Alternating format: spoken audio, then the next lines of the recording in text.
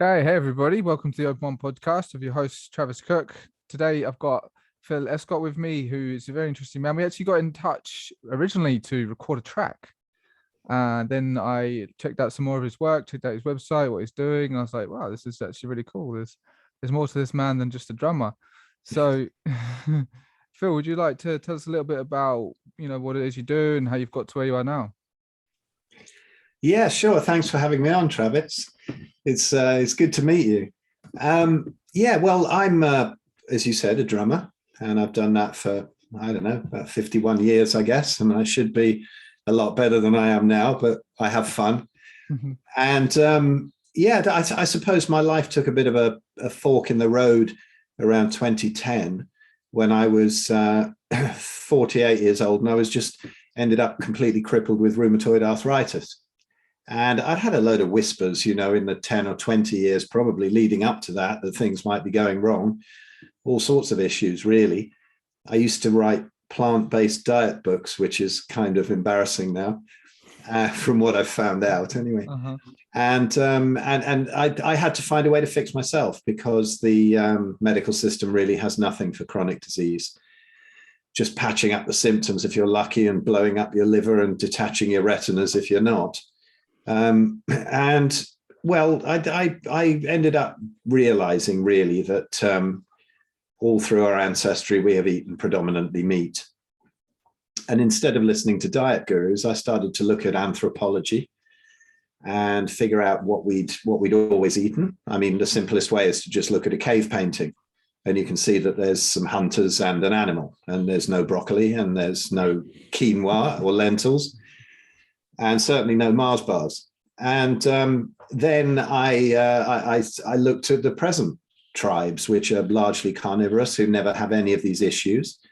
And contrary to popular belief, they live to ripe old age, most of them. And some, perfectly healthy at 120 years old with all their teeth. And I thought, well, hang on, but you need vegetables, don't you? You need a few vegetables. So I went sort of meat and really high fat in maybe 2010, and really started to heal. About 2012.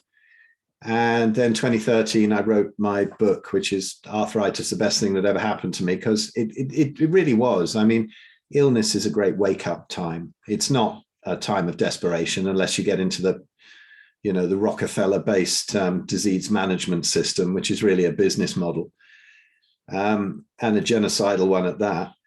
And I healed and wrote that book and came to all this knowledge, really. And I've just filled it in since then. But in 2015, I started to hear these whispers about people going fully carnivore, and eventually let go of the veg, all of the veg. And so I haven't eaten any veg or fruit or anything like that for 7 years now, I guess. And I should be dead, right? I should at least have scurvy.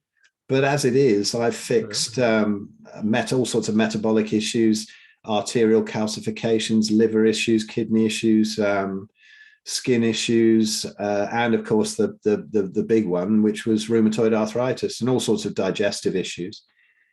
And since then, I've been doing consults for people, and it's so rewarding. I mean, in between gigs, I get to chat to some amazing people and see them heal from all sorts of things that their docs told them were incurable.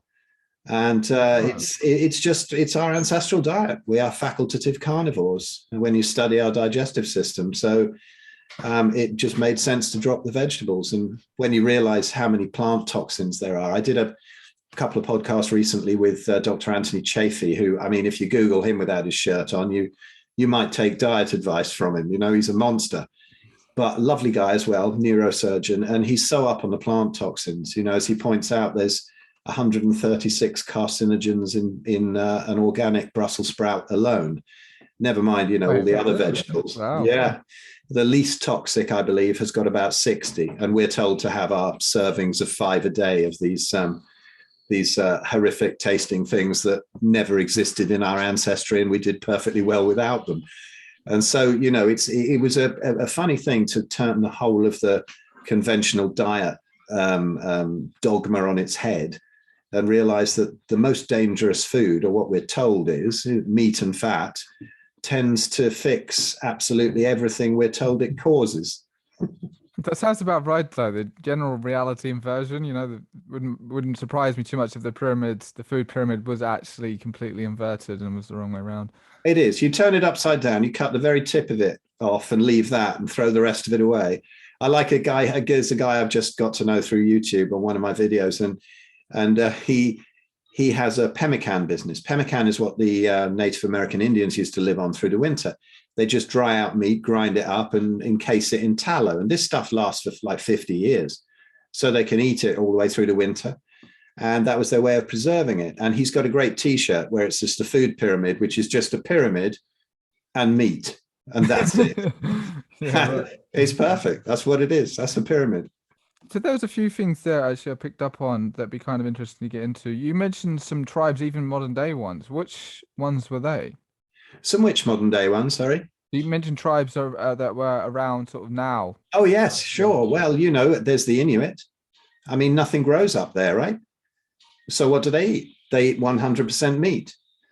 And they're fine. They don't have any of the chronic diseases. There's the Sami, the sort of reindeer herders. They eat pretty much all meat. There's nothing grows up there. How did we get through the Ice Age? Even in England now, what would we eat 10,000 years ago before we started farming grains? And that was a huge mistake where you can see in the skulls the shrinking, the brains are shrinking, the stature of the skeletons that they dig up from that time are getting shorter. There's evidence of arthritis, all kinds of things. And then, of course, you've got the Maasai. It's not everybody up north. The Maasai down in Tanzania, and they have basically blood, milk, and meat. And that's what they live off. It's not the milk that we drink, the pasteurized crap that A1 dairy that everybody reacts to. It's very different, but that's what they do. That's their natural diet. And the other tribes, one sec.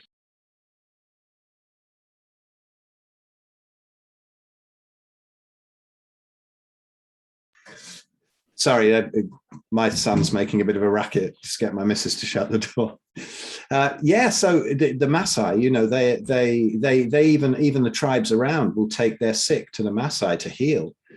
And you get to sort of neighboring tribes like the Hadza that eat a little bit of plants. And it's quite noticeable even among the tribes that exist now that are on their ancestral diets, how much healthier they are, the fewer plants they eat, even the natural ones that would come around seasonally, like nuts and berries and whatever, because we'd never have eaten any leaves or stalks. We'd never have eaten any of the processed grains. They didn't exist. And these people are healthy at sort of 120 and whatever if they reach it. There's a lot of misinformation, from the Blue Zone books and T. Colin Campbell's China study and all that, where they completely misrepresented the diets of these people and said that they live a long time because they eat a veggie diet. Now, none of them did eat a veggie diet, and it was more down to the deuterium content of the water, but that's a huge rabbit hole. So the Maasai, perfectly healthy. And Weston Price, early last century, he was a dentist. He was actually trying to find a vegetarian tribe and find out, are they really healthy? And he had to admit there weren't any vegetarian tribes. And he found that the best dental health and the best general health was among the tribes that ate the fewest plants. And we're talking about local seasonal plants. Now, these tribes who eat those local seasonal plants are not, in bed or in care homes full of medications. They don't have the same chronic diseases as we do, but they're not quite so strapping. I mean, if you look at the Hadza, they're great, they're healthy, but they're not the amazing physical specimens of the Maasai down the road who just have blood, milk, and meat, and they're 7 foot tall with gleaming white teeth and bring lions down with their bare hands. And it's the closest you get to that carnivorous diet, the more things unwind. Health things. I mean, Dr. Anthony Chaffee was saying to me that. And this is my experience as well. I have a carnivore group with about 15,000 people in it, I think, called 100% Carnivore and Beyond. And there are other carnivore groups, some of them bigger. And you just see it all the time that 95% of the results come when you drop the last 5% of the plants. It's quite astonishing, really, when you set that up against standard diet advice. You'd never think it was that important to drop those last few sprigs of healthy broccoli that will blow up your thyroid. So yeah, do you know why it is exactly like just cutting that last bit out is so important? Why would you say from your experience in these groups, like 100% carnivore is the way? Well, it's because when our guts are wrecked by the really damaging foods like grains, processed foods, the seed oils. The seed oils are the biggest problem in the modern diet. They're not even food. These healthy vegetable oils that were originally created as machine lubricant and soap making additives. And it's not food. Somebody put a meme up today: don't eat oils that you can run your car or airplanes off. It's not food. And so once our guts are really wrecked by those real savage toxins, we tend to lose our tolerance for any of these plants. If you just eat fatty meat and broccoli and whatever, spinach, spinach is very poisonous. That'll give you kidney stones. I've been there, had that. It's horrible. Juicing too much spinach in my last vegan escapade. But if you then get to a stage where your gut is so damaged, because most of autoimmunity, the multiple sclerosis, IBS, colitis, arthritis, those kinds of things, anything with itis on the end, really. Those kind of things are inflammatory, and they're caused by a leaky gut and the wrong proteins getting through into the blood without being digested properly. And then via a process of molecular mimicry, the body tends to start attacking its own tissues. It's not doing that. It doesn't know how to work against you. It just gets confused because some of the molecules are kind of similar to the proteins that get through. And that is what the docs don't seem to understand. Some of them are cottoning onto it. There's some very, very good ones out there who are cottoning onto that. But the point is that once the gut is that leaky, when you're taking in those veg, those toxins are going through a lot. And so if you've got a little bit of those poisonous stalks and leaves and whatever that we're told are so healthy that none of the tribes ever ate, it can be a huge factor in creating the autoimmunity. And also that, we have indigestible cellulose in those vegetables that takes the toxins further down in the gut. These any vitamins and minerals that are there on paper in any of these vegetables are really not very bioavailable. We can't get at them. So when you eat them, you don't get many of those nutrients. Plus, they also block the uptake if you're eating them with meat, because they have a lot of anti-nutrients in them and, carcinogens, all kinds of toxins, all the lectins and glutens and oxalates and salicylates and horrible stuff in there. Because plants have a defense system, right? They don't have teeth and claws. They protect themselves by poisons.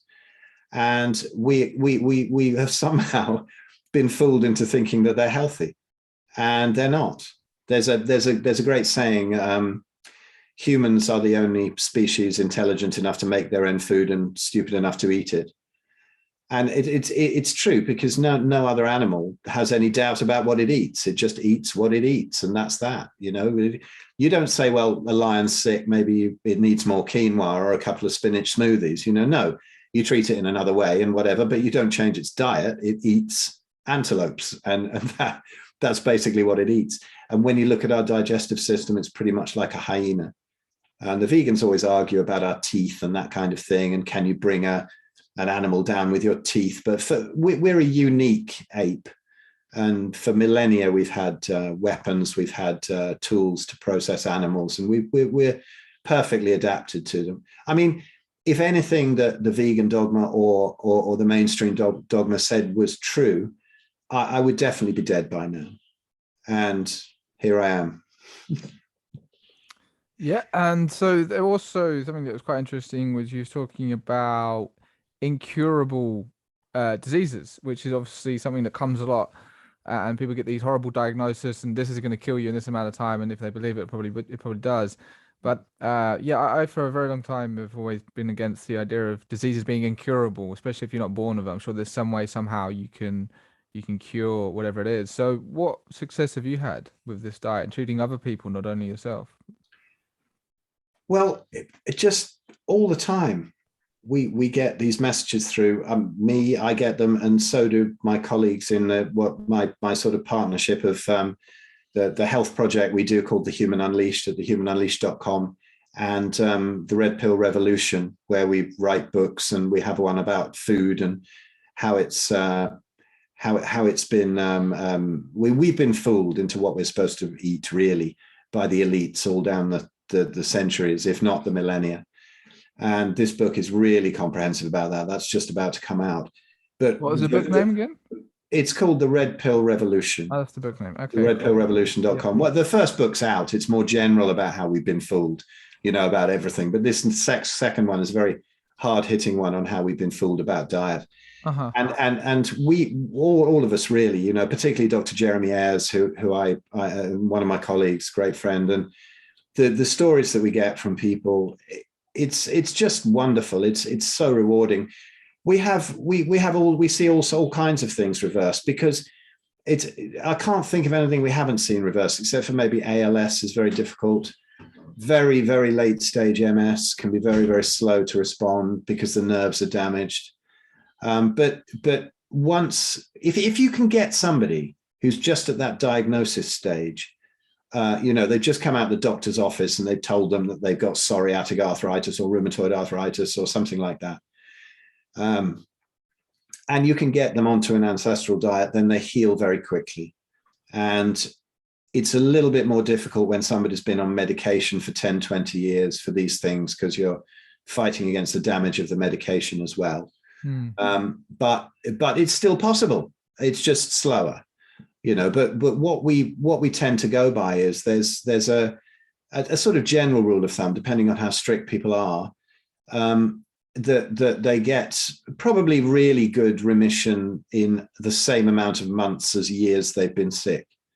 It tends to work out around that. Depends how strict they are. A lot of people come to me and they say, "Oh, I've been trying the carnivore diet and it hasn't really worked that well. What can I do?" And I go, "Well, are you eating chicken? Are you eating pork? Are you eating dairy? Are you eating egg whites?"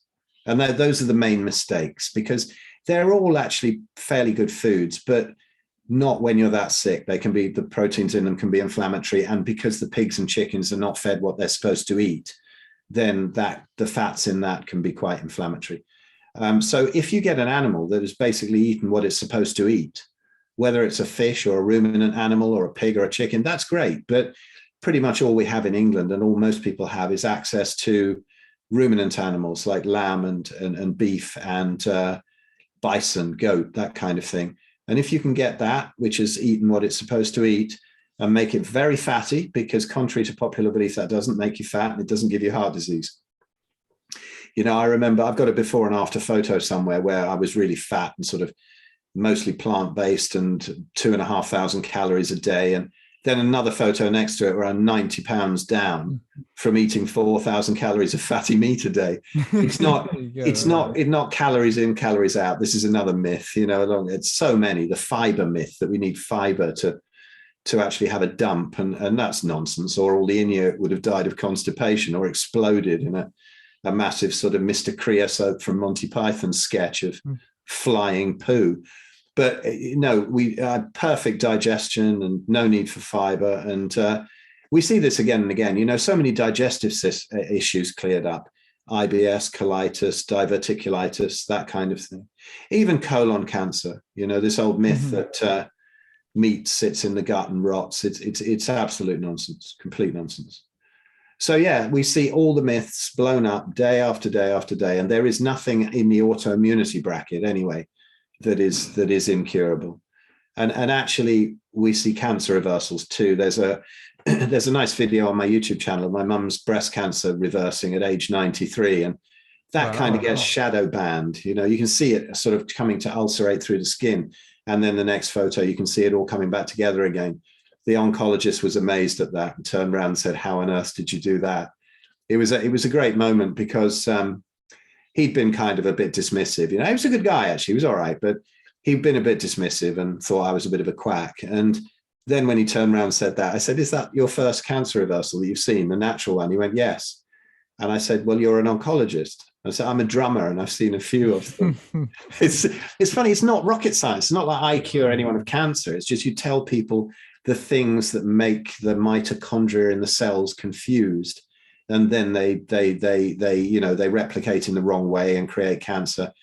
And this can be everything. It can be diet. It can be artificial light at night, ruining our circadian rhythms, EMFs from your phone and Wi-Fi and 5G masts or whatever nearby. All of these things add up. No one of these things is really going to do it on its own. Emotional things, spiritual issues. I mean, anything can disrupt us and cause stress. And so it's just taking the stress away and allowing the body to heal. It's the body that heals. It's not me, you know.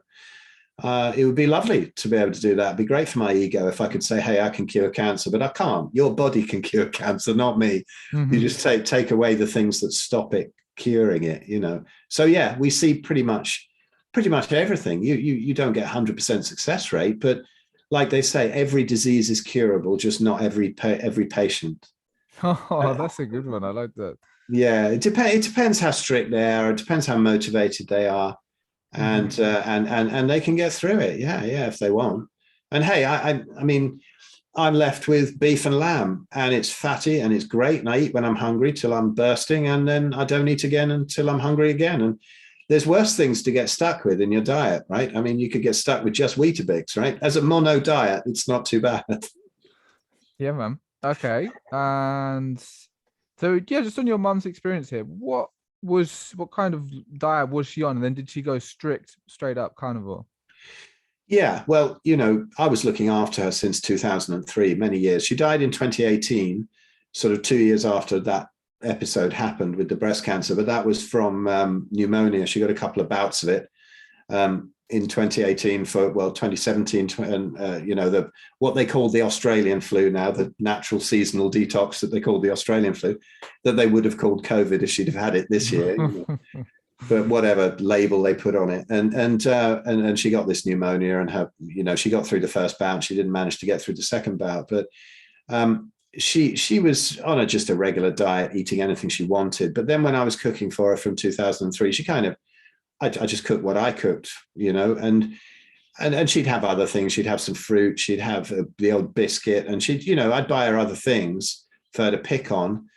But when that happened, I said, right, let's go strict. You've got some confidence to do this? And she went, yeah, let's go for it.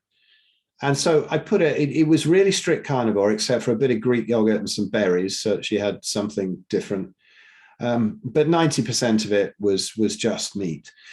So at the start of it, we gave her, you know, some cannabis oil and all that. You know, we tried everything, the Essiac tea, the almond kernels. We just threw everything at it. And the cannabis oil seemed to work for a bit, but she was so stoned. And she'd never been stoned before in her life. And I'd go around there. And I mean, there was one time when she was sweeping the lawn. And I said, what are you doing? She said, I don't know. she was so mashed. And it was going a bit. It was regressing a bit. But then I thought, well, I'm going to have to take her off this. And then I just thought, you know, there was a friend of mine who put the website together. He's a great musician, and she sort of writes under a pseudonym for my website. But she'd done something on fibrocystic breast syndrome, because she had sort of like her breasts were like a bag of marbles at one point. She had so many cysts in there, more than they'd ever seen. And she just painted a load of iodine on, and they went away. And then I heard more about this, and I thought, well, you know, any disruption in that tissue, anything hormonal, it's got to be linked to iodine. We're all iodine deficient, and it sort of works via the thyroid, and the iodine will help with the thyroid and all that. Like we see, you know, carnivore diet plus iodine is great for Hashimoto's, which pretty much every woman has these days, especially ones who've been on low fat diets or vegan diets or something like that. Their thyroids are always trashed, but that's, you know, an underactive thyroid, or you get Graves' disease, which is a bit more nasty, which is the overactive thyroid. But it was working great for those. And so I just thought, well, maybe it'll work for breast cancer. And I looked up and I found, whoa, okay, people have tried it for that, and there seems to be success. And so I put her on an iodine protocol, and for about 3 months. And then afterwards, it hadn't helped at all. And I thought, right, we're going to have that breast cut off under a local, because that's going to ulcerate soon. It's going to be really painful. And then I remembered that they said, well, it often doesn't work during the iodine protocol, but 2 or 3 months after, suddenly it'll start going away. And I thought, well, I don't have much confidence. I just stopped looking at it, and I said, listen, when it bursts, just let me know, and we'll go and get it removed. It'll be okay. And then one day she said, oh, it's getting way better. And I said, nah, don't be daft. You must be dreaming or something. And I had a look, and it really was. I was like, whoa, okay. It was fascinating. And I've seen cases of that since, that this is not a new thing for something hormonal, one of these breast cancers, these hormonal breast cancers. And you have a very good chance. Now I've learned much more about iodine protocols since then, and I think we got very lucky. We didn't give her anywhere near enough. We should have blasted her with a shitload more than we did. And we see people doing very well on proper mega doses of iodine. How much is that? Do you know? How much is a mega dose of iodine? There's something like 180 milligrams of Lugol's iodine twice a day, that kind of thing. We're seeing results on. How many drops is that, do you reckon? 180 milligrams? It depends what percentage of Lugol's you have. If you're using like 5%, I can't remember. It might be something like 15 drops or something like that. But I can't remember. Please, nobody take me up on that. Go look at an iodine converter. It's very confusing depending on what percentage Lugol's you have. But I'm not a massive expert in this still. I keep referring people to my friend Carnivore, who is a massive expert, and he has a sort of secret iodine group that Facebook that I think there's only about 200 people in it, but he used to answer a lot of questions in my Carnivore group on it, and he became the kind of iodine guru there. And he just couldn't keep up with it. So he said, look, I'm going to start a group specifically for that. And he's marvelous, very helpful, very knowledgeable. But I can't really say I'm a massive expert in it. You could, but if you pile it in, it's really not harmful. People say it is, and it's caused them issues, and it's made their thyroid pack up. And when you look into those cases, it's usually people who use small amounts. They seem to cause a lot more trouble than a big amount.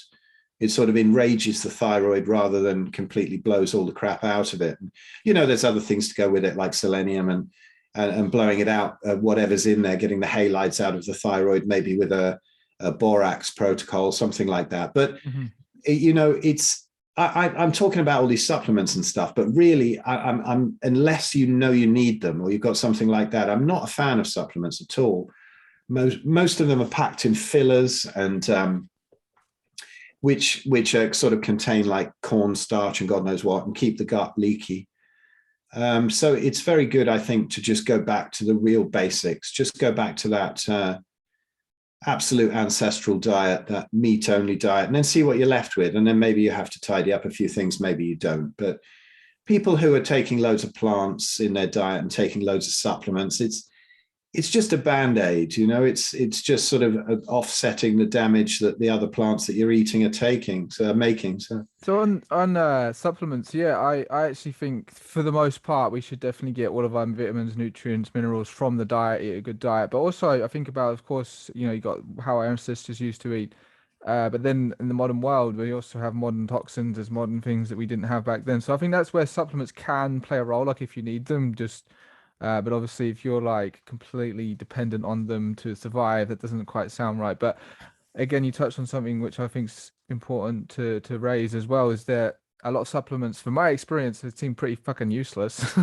But there are some that are really good, and Lugol's solution is actually one of them that I found that I really like, as well as a few other key ones. But yeah, interesting stuff, man. So okay. And then there's a few other things, unless there's anything else you'd like to share about the carnivore diet specifically. I was looking through your site and I've got a few other things to hit you with.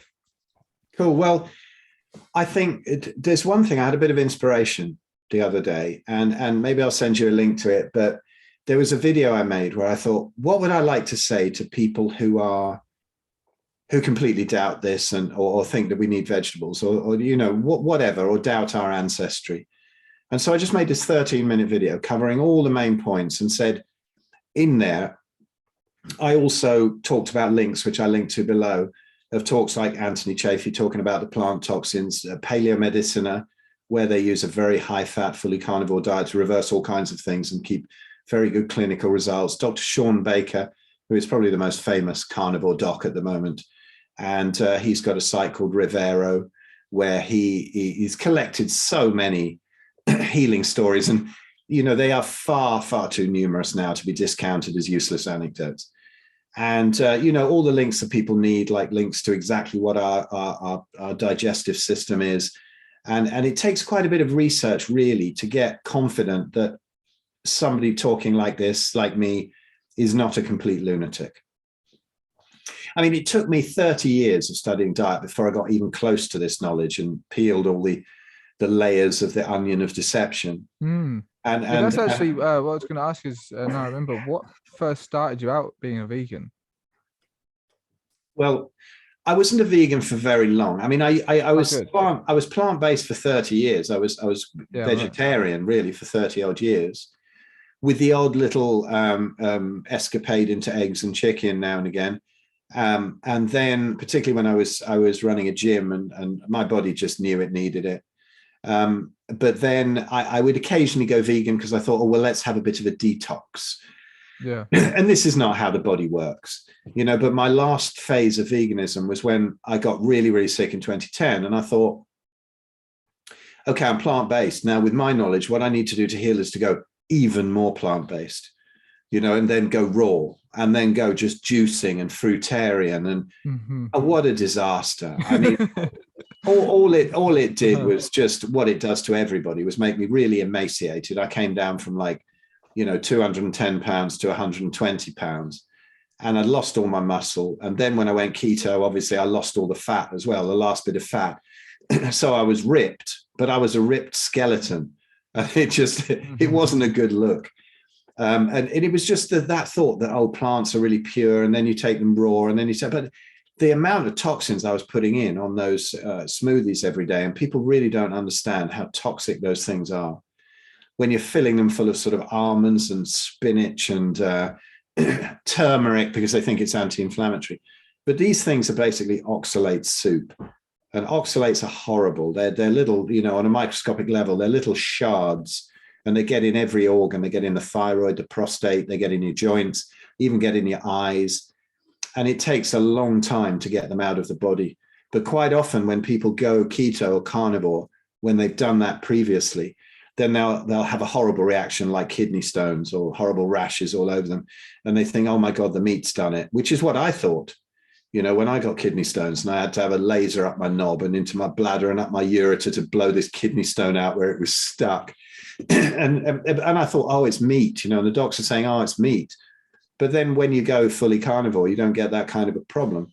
I mean, even years later, you can be dumping oxalates. They're a really bad toxin.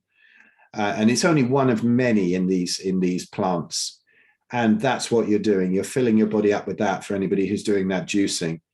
And you're going to pay for it later. You see, you have initial results on it. That's one of the most dangerous things about veganism is the honeymoon period, because you can feel really good straight away because you're cutting out all the donuts and the chocolate bars and the pizzas, and then you might even do other healthy things like cut out drinking and smoking or whatever. So there's a huge healthy user bias, and it's basically a fast. So if you do a water fast or even a dry fast, even more dramatically effective, if you do that, you're going to feel better. So as you go vegan, you're going to feel better. But as the nutritional deficiencies pile up and the plant toxins pile up, usually the original issue comes back with a vengeance, plus other issues that you're going to have to deal with and unwind. And I mean, a lot of carnivores are ex-vegans because we've been fascinated by diet maybe, and we've gone down every avenue before, because obviously carnivory is the most insane thing you can possibly do. And so we've been through all the less insane things first. But then most of the people that I get as clients are, they have at least a high plant-based diet, even if they do eat meat, or they're vegetarians, or they're vegans, or even worse, fruitarians, and they come in a terrible state. And it doesn't take long, as I said, they haven't been on meds for too long. It doesn't take long for dramatic results in everything. I mean, even in depression and schizophrenia, bipolar. This is all tied into gut health, and which you get very attacked for, autism. This is on the spectrum of gut disorders. I had a message. I was at a gig the other day, and I got this message through of somebody, and it was beautiful. You get these things people you haven't even spoken to. And she was saying, "You've absolutely changed my life, and my son is now speaking, and he was nonverbal." And you're like, "Wow, it's just beautiful, man." Yeah, you get these amazing messages, and the research is there. Natasha Campbell McBride and her GAPS diet, gut and psychology syndrome, and she reversed her own kid's autism. She's another neurologist and neurosurgeon, Russian, living in England now, in Cambridge, and she wrote some beautiful books, particularly that one, Gut and Psychology Syndrome, where she went into how she's seen so many people with their autism reversed on a carnivore diet. It basically was a carnivore diet in the early stages of her GAPS diet, bone broths, very high fat, boiled meat, that kind of thing. And the same thing, it's ancestral wisdom. It's been there forever, but we've been educated out of it.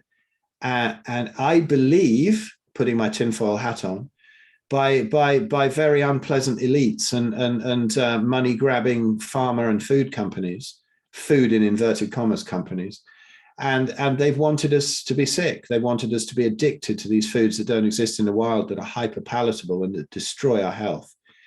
And we've been taken away from this ancestral wisdom that's been in every culture, really.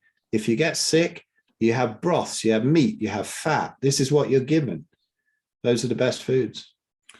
Well, yeah, that's an important point as well, because that's something that, again, was like a red flag for me. Is like there seems to be this mainstream agenda, a push against meat and towards plant-based everything. And obviously we look at our good old friends, the powers that should be, whatever you want to call these people.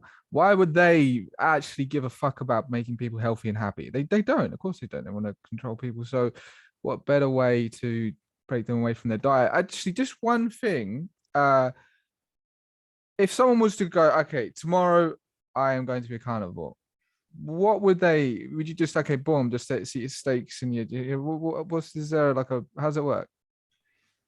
Well, I'm a kind of rip the Band-Aid off guy, a cold turkey kind of guy. And I think, turkey. Yeah.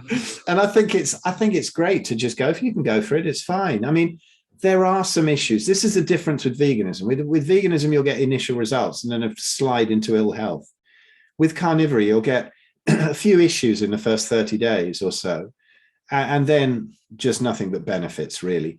Because when you start running on fats, the body doesn't like it so much. It takes a while to swap over to running on fats instead of carbs, instead of glucose. It's running on ketones now.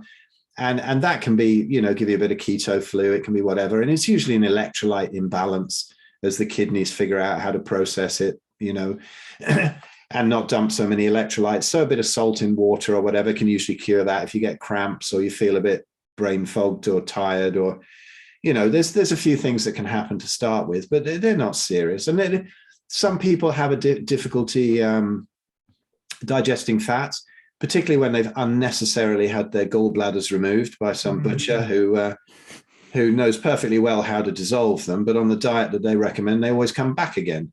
But so they don't. They just cut the gallbladder out, which is incredibly arrogant and really damaging to people. But I have a load of people I know who are carnivore without a gallbladder. But in the transition period, you might need some betaine HCl or some ox bile or something to help digesting the fats. Some people even need to go raw carnivore, and at least the raw fats, because they have trouble with digesting rendered fats, liquid fats. So, if you're rendering down your beef fat into tallow to cook with and add fats to your stupidly lean steaks that you get from the supermarket because everyone's frightened of fat, you can have some trouble with that sometimes. And I know a lot of people who eat nothing but raw, but most people don't need to go that far unless you want to. I eat some of it raw. It's fine. So do you mean like a raw, like raw mince or something? I've heard about that. Just raw steak. You just chop it up. Yeah, really? Yeah, right. Yeah, man. It's fine. It's fine. You to go, but it's honestly, it's. But do you get that from like the supermarket, from the butchers? Because I imagine there'd be a significant difference, right? Well, yes and no. I mean, people really can't afford a lot of the time to eat fully grass-fed meat because it's stupidly overpriced. And mostly any toxins or any problems that are in the animal are stored in the fat, just as they are in humans. And so what we do, we'll get the lean meat from the supermarket, and no fat, yeah.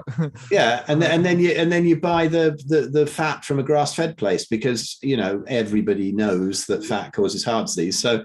So they just throw it away a lot of the time. Really? And so and so you can buy that and be beautiful fat and add that to the stuff from the supermarket, and then you can have really basically a grass-fed diet, really much more cheaply than you can buying it from the grass-fed place, where you're going to be spending you can spend 70 quid a day on feeding a family from a grass-fed place. But there's ways around it. And you can go there for the bones to make stock out of, to make the bone broth out of. And they often give those away, which is amazing. And you can go there for any organ meats if you buy them, liver and whatever is cheap there. So there's ways around it. There's ways to do that. But honestly, I mean, I've got to stress this really. There are so many more toxins in organic veg than there are in even processed meat that it's not so much of an issue. I mean, I've seen people heal amazing things eating nothing but McDonald's burger patties. No, are you serious? Serious, man. I mean, I do not recommend that, and it's not the best meat, but it is beef, and it's a hell of a lot better than organic broccoli. Wow, imagine some people really squirming at hearing that. I love that. They will be, and I want to stress I don't recommend that, right? I mean, I think McDonald's is best used for an emergency McPiss or a McShit if you're going past. You don't really want to be eating too much McDonald's, but yes, they do. I mean, I don't see that on carnivore sites. They seem to be much more educated, although if they get stuck somewhere, they'll go and get a load of McDonald's burger patties. It doesn't really matter occasionally, but they will. There's some people I've seen, some crazy Americans on some of the keto sites where they've done nothing but eat McDonald's, and honestly, I mean, the weight loss is amazing. And let's not say weight loss, fat loss, right? Because they're not losing muscle like you would do on veganism, where you lose a whole load of weight, but you're also losing the muscle and bone density and all kinds, because you have no nutrients in you. But yeah, they do, and it's not ideal, but it's a hell of a lot better than veg, and that's going to blow. People are going to be watching that and going, "Oh no, I'm switching off now." But actually, go look it up. You go find out what's in a McDonald's burger patty, and go and find out what's the toxins that are in broccoli, and you'll realize that it's a lot worse. But no, don't eat that if you can avoid it. You can do a lot better. You can get some great meat at not very high price. Now, if there's any vegans watching this and going, "Oh, it's terrible, all the cruelty and all that," well, carnivores are as much against factory farming, if not more, than vegans, because vegans just have the cruelty aspect, but we have the meat quality aspect, right? Because that's all we eat. So I'd much rather have grass-fed meat. I'd much rather have an animal that has been allowed to roam around and graze on the different things that it wants to graze on during its life, had a really happy, easy life, restoring the soil as it does. Even if people believe in the climate hoax, these animals are sequestering carbon. That's what they do. Whereas when you go in, if you look on my YouTube channel, I did a recent interview with Leah Keith, who is the author of The Vegetarian Myth. And we go really deep into that with my colleague Ben Hunt from the Red Pill Revolution. It's a great interview. Leah is so eloquent and so knowledgeable about the environment. An ex-vegan of 30 odd years she managed. I don't know how she's still alive. I mean, a heroic effort at veganism. And she was obviously really attacked by the vegans. I mean, I get death threats on my YouTube channel and all sorts. They go barking mad. But she got so many because she wrote this very successful book. And she gets really deep into the ethics of it. And you can see that when you look at crop farming, the amount that, you have to ruin all the environment, plow all the soil, which is no good for it, plant monocrops that destroy the soil. You've killed all the animals that were there. And then you go in with Monsanto and whatever, and you poison all the rest of the animals. And then the ones that survive and come back in, they'll get chewed up by the combine harvesters. This is not an ethical, compassionate diet, right? Crop eating. And I'm not just blaming vegans, because it's anyone, omnivore, anybody who eats a loaf of bread is sort of party to that kind of destruction. And it's destroying the soil. And we don't have many years of crops left, apparently. Some people say we've only got about 50 crops left. And as Leah Keith points out, this is how civilizations have ended, when they've ruined the soil. It's why the Roman Empire used to expand, to get more soil to grow their crappy crops. And it's always the downfall of an empire. And it's going to be the downfall of ours. And I wonder if that's what they want, with this whole eugenics thing going on, because they're, Bill Gates buying up all the farmland. And I think, so many of the vegans and vegetarians and the sort of hippie-ish types, and I can say that because I'm an ex-hippie and, had dreadlocks down to my knees for a long time. I'm a hippie in disguise, I say. But so many have woken up to all this nonsense that's going on, but they're still into the whole plant-based thing. Just look at what Bill Gates is pushing. Hey, this should be a big wake-up call. And this is what's happening. I mean, I believe that grass-fed beef and lamb is the most vegan thing on the menu. It kills, it kills the fewest animals. It keeps the grasslands perfectly healthy. It keeps all the hedgerows intact. All the animals still live there. The whole cycle of nature goes. And it's, it's beautiful. Really, it's exactly how it should be. So as with any diet, any way of eating, not everyone's going to do the same thing, right? But is it possible, sustainable, whatever, for a large percentage of the population to be carnivorous? Yes, it is. But I doubt if it ever will be, at least not in the near future. Now, if you look at some of the things, I mean, one of the things I linked to is a brilliant, on that video that I said that I made, covering everything. There is one video I linked to, which is a beautiful 15 minutes by Brian Sanders, who has, what's it called? Peak Human podcast. And he does the Food Lies film. And he's done this wonderful sort of TED Talk length thing about why we should eat meat, more meat and not less meat. And the environment is so important in this. We have probably, I think, forgive me if I'm a bit out with the figures, but I think there's something like 2 or 3% of the world's land surface is suitable for crops, and about 25% is suitable for grazing.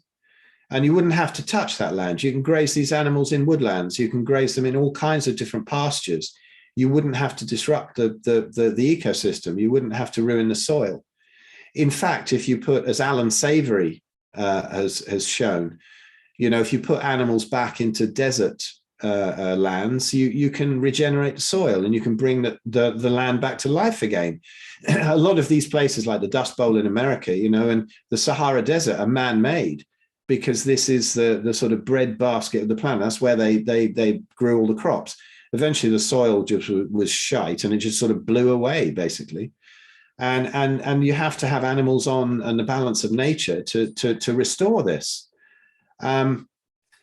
So yeah, if we did that, if we went and grazed all these animals, they'd all be perfectly happy, and we could feed the planet on a carnivore diet. But will we ever do it? And you see, the thing is, no carnivore that I know is militant like the vegans.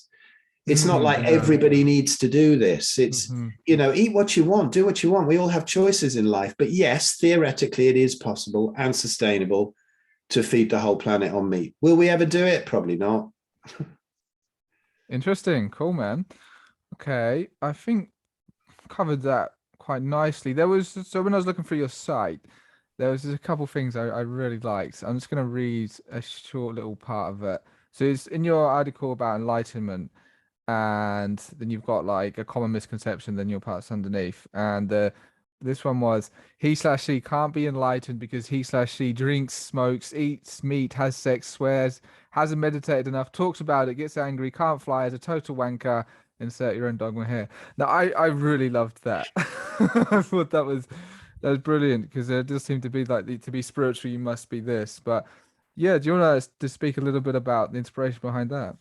Well, yeah, I think, well, I had this experience. It's not even an experience. It's beyond an experience, but it was something that happened to me in 2006. And I just had this, I'd spent years as a yogi, if you like, just sitting in lotus all day, doing my yogic flying, the TM thing, bouncing around on my arse on mattresses, and doing all the hours of meditation a day. And I'd always, that had been my main focus.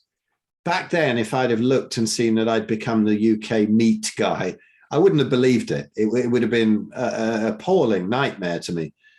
But I had this sort of complete waking up experience. Complete, who knows? But as far as just sort of actually really realizing at a visceral level that we are all one, and just seeing how it works. And it was at the point where I'd let go of all that spirituality, all that striving for enlightenment. And there was just a point where I thought, you know what? I've been at this for decades. I've had enough. And at that moment, it all hit me. And I just had to sit down on this wall outside my house in the garden. And there it was. And it was such a tiny shift. It was such a tiny little shift. Like I always say, those puzzles where they just look like a load of blobs or something, but if you go a bit cross-eyed, you can like see a 3D shark or something, and it comes into focus. And it's difficult to see, but once you've seen it, you can't unsee it. You can look straight back at it and see it every time. And it was like that. It was the same thing I'd been looking at, but now the perspective was totally different on everything. And it took me a couple of years really to stabilize that and realize that it's a tiny, subtle shift. And it is probably our natural state of consciousness that every indigenous tribe probably experiences. So to have all these gurus setting it up as this huge, great thing that you have to attain, and it's lifetimes and lifetimes, and you've got to do all this penance, and you've got to eat this awful vegetarian food. And, like a friend of mine, I just did a podcast with Chris B. It's not been released. We're releasing in the next couple of days. And he grew up in the whole Muktananda thing. And he said something wonderful, which was, I just wonder about some of these Indian gurus, is it enlightenment or is it just malnutrition? Yeah. And I thought, because you get these weird states of mind, and you become hypersensitive and easily upsettable and snowflakey. And anyway, I just let go of everything. So I had that experience, and it's never gone away, but it's not something I really think about. I mean, I've done some of these spiritual podcasts like Buddha at the Gas Pump that I was so proud and honored to have done in 2015. My first ever interview online. It was like, wow, I'm going on Buddha at the Gas Pump. Became great friends with Rick Archer, who runs that series, probably the best known spiritual podcast. And then, of course, he swallowed the whole COVID nonsense and accused me of being a genocidal conspiracy theorist and took the wheat from the chaff. That did. Yeah, it does. Yeah. And he took my podcast down, which took my interview down. It was like, okay, all right. I didn't even talk about anything like that back in 2015. But then I just started to realize that it had nothing to do with all this nonsense. In fact, it was that article. I wrote that ages ago, like 2014, I think. And I think that was what Rick Archer picked up on and interviewed me about. But it was, that interview is still there. It's on my podcast, which is now called the Red Pill Buddhas. And I put it on as the banned Buddhas. Rick even forced me to take it down off YouTube when somebody sent me the audio of it. And it was a lovely interview. So I thought I was pissed off that got taken down. Let's put it back up again. But anyway, to long waffling answer to your question, I just finally realized that there are people out there who, do decades of practice and maybe they might get enlightened. Enlightened. I don't even like this word because it has such connotations of something unattainable for people or some big egotistical accomplishment, and it's not. It's just our natural state when you take the stress away and just live right in the present. And I realized that it has nothing to do with any of this stuff. Some people might get it who are spiritual. Some people walk across the road, they get it. Some people, like there was some Zen master, wasn't there, who sort of got enlightened at the sound of his own turd hitting the water.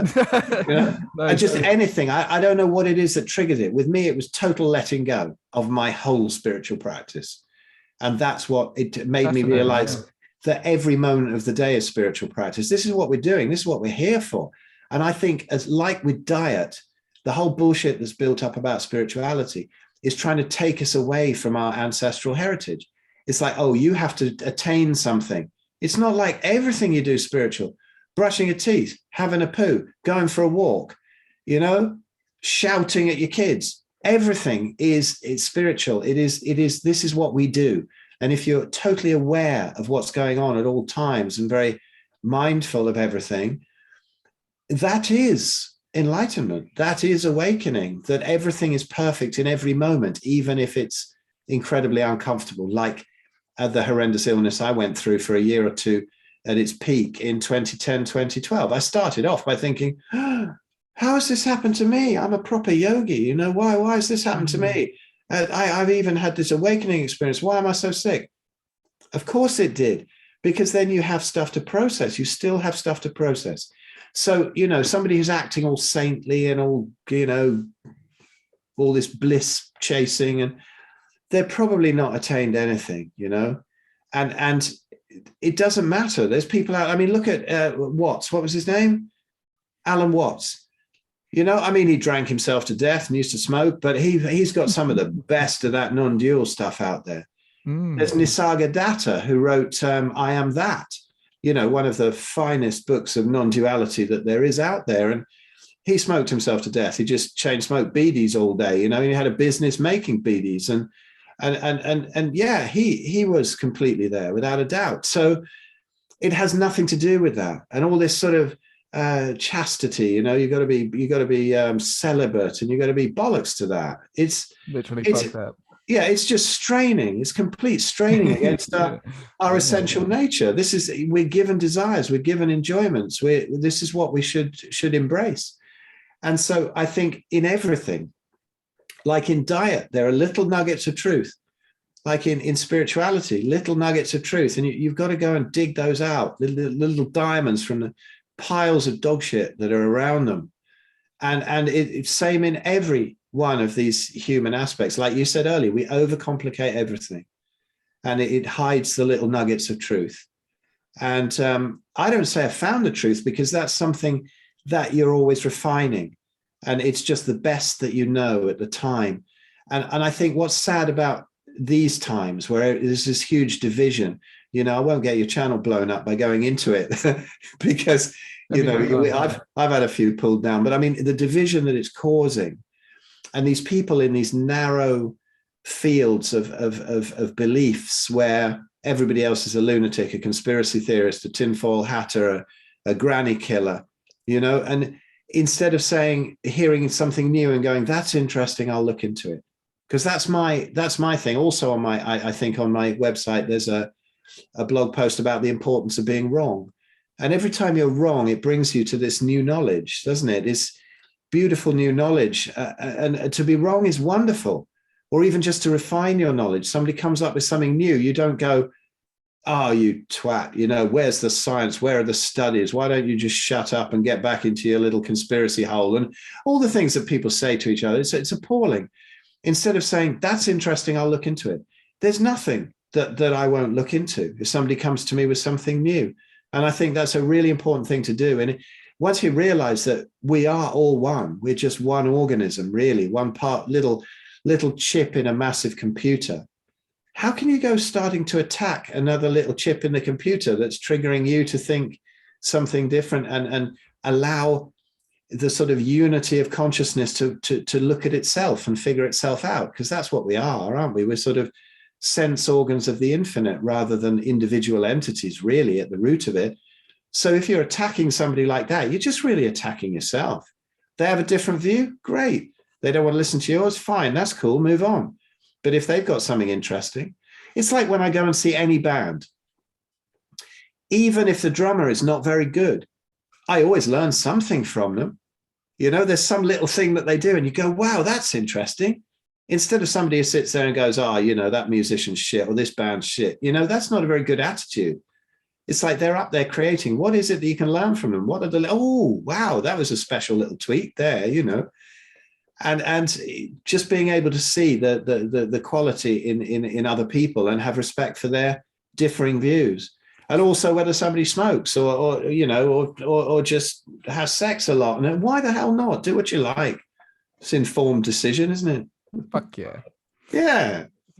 So there was something again in that article saying about how you think there's the theory that the general consciousness of the planet gets less dense. So is it, and tying it into how like enlightenment might be getting easier, or say enlightenment people to evolve spiritually or just evolve So why do you think that's happening, if you think that's the case? I don't know. I think as there is in a microcosm, there is in the macrocosm. So there's these awakening times, and sometimes they can be uncomfortable. I mean, my whole process was not just that moment of 2006, but up till now it is, and it's still carrying on. It's a constant process of refining that awareness. And, you know, part of that awareness can be painful. So when I relate it to my own life, and I see I had that time where it sort of popped through, and there was that vision of it, you know, that stayed with me. But then it had to unfold in a very unpleasant way, where I had to go look at a lot of my emotional imbalances and work on that with EFT and Byron Katie stuff and all that kind of thing, and face up to things where I was a complete twat, and I had to really realize that and hopefully unwind it a bit.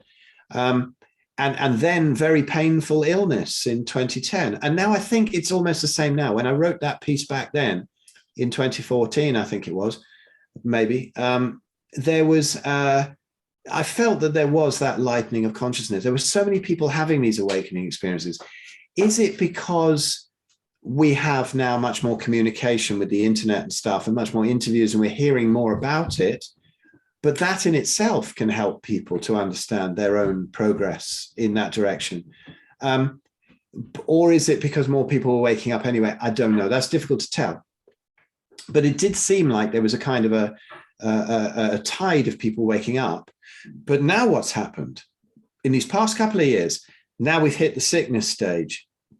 Now we've hit the time where the planet and the population are all being abused and emotionally scarred, and all sorts of abuses from the government and the powers that shouldn't be, let's say, like you did.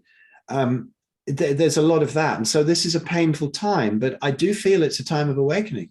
I think there's a time now where people really are waking up to the stuff. They have to wake up to the stuff now. It's forced on them. There are so many people, people who've had, 2 or 3 of the arm rapes are finally saying, what the fuck's going on now? Where they were fooled before. And there's awakenings on all kinds of levels, aren't there? It's not just, oh, wow, now I realize everything's all one, isn't everything lovely? I mean, there's awakenings on so many levels, and they are just as important as that one that people in the spiritual sort of world call the awakening experience. I've had more important awakenings in my life than the spiritual one, things that are more useful to me in my life than that spiritual one. And a lot of them have been brought to me by my amazing colleagues in the Red Pill Revolution, because we come from so many different backgrounds. There's Graham Norbury coming from banking, and he woke up to that because he realized that money doesn't really exist. And then he woke up to that, and then he went into all the medical research, and his science brain is brilliant. And there's Jeremy Ayres, who's been sort of helping people to heal for 30 odd years. And some of the things that he's given me about that, and particularly both of them about all of the sort of conspiracy theories, if you like, starting with 9/11 and how all the false flag stuff, and, so many things I've learned from them, and that I see other people learning when I go around play, with the Daz band and whatever, and you get to meet a lot of other people too who have just woken up to all of this. And I'm sure you do in the work that you do. You're seeing people really, really waking up on more and more levels. Whichever level they start from, they're waking up now. And this is important. And I think it has to be a time of pain, this time of transition, this entering into the age of Aquarius or the age of enlightenment or whatever it is. And I'm very, very optimistic for the outcome. We have been since the whole start of this, this pandemic business hoax. But we've done talks back to, from 2 years ago or more, where on our Human Unleashed site, the COVID chats, and the 4 of us, and sometimes the 5 with John Gusty. And, we saw through it within 5 minutes. But now seeing these people, how it's waking people up, it's doing some terrible damage, but there is always damage. All pain is growing pain, and this is what's happening. So I see it on that level. Back in 2014, I was just seeing it as an individual thing, really. So many people popping through, if you like. But now it's a different thing, because a lot of those people, like in the spiritual community, there's a huge divide. There's people who've really realized what's going on, and there's people who are still sort of pushing the arm rapes and let's muzzle kids and, you go out of your door for 5 minutes, you're killing a couple of grannies, and they've really got taken in by it. And that's sad, I think, but that's how it is. They had their awakening on that level, but maybe not on some other levels. But for me, I've always been a rebel. If I can rebel against anything and mistrust authority, even to a greater extent, I'm happy. But I believe it's all part of the plan of these awakening times. If you think of a wounded animal struggling its last in the corner, it's at its most dangerous. And this, I think, is happening with the whole elites and the whole subset of useful idiots that they've got at the moment, perpetuating this nonsense or trying to. But I believe it's a time of accelerated awakening. And any time like that, whether it's on a personal or a global level, is or even a group level, is going to be painful to some extent for a lot of the people. So yeah. Did that answer it? I went off on a big rant there. No worries, we love it. Yeah, I'm quite optimistic for the future too, man. I think might be a bit bumpy, but yeah, we're going to get out of it all right. So thanks, man. I can't believe it's already been an hour. That blew by. Has it? Wow. Yeah, really. Yeah, fast. So was there anything else you want to share as well? Can you share links or wherever people can get in touch with you, look at more of your work?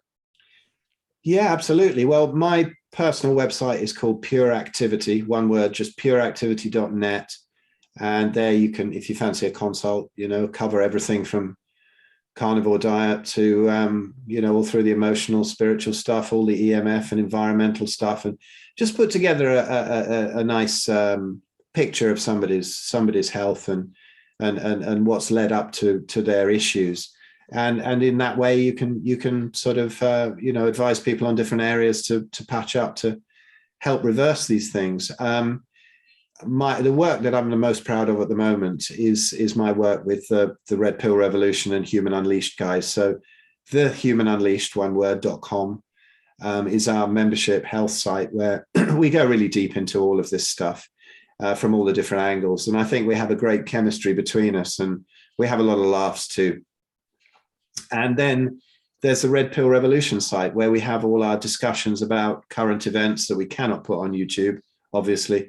There's my Red Pill Buddhas podcast series there, which is on all the podcast platforms. And there is, we have our books there, the Red Pill Revolution, which has been sort of 5-star reviewed, very proud of that. And the Red Pill Food Revolution that's coming out soon. And apart from that, if you just put my name, Phil Escott, into YouTube, you'll find a load of stuff and interviews and my wafflings about the carnivore diet and spirituality and all kinds of things. And if anybody's still looking and thinking there's a real sort of a clash between the carnivore diet and spirituality, have a look. I've got some videos on the carnivore diet and spirituality, and ahimsa and non-violence, and why spiritual people still die of cancer. That's a big plea to my friends who are trying to eat a southern Indian diet in the north of England, and they've got terrible rates of cancer, and not a good idea. It's a circadian mismatch. So yeah, lots of stuff out there, and drop in, say hello, and there we go. Brilliant. Cheers, Phil. I really enjoyed that. Travis, so did I. Thank you very much, mate. You got me off onto some tracks that I don't usually get off onto. Thank you. This is what we want, man. Sweet. Cool.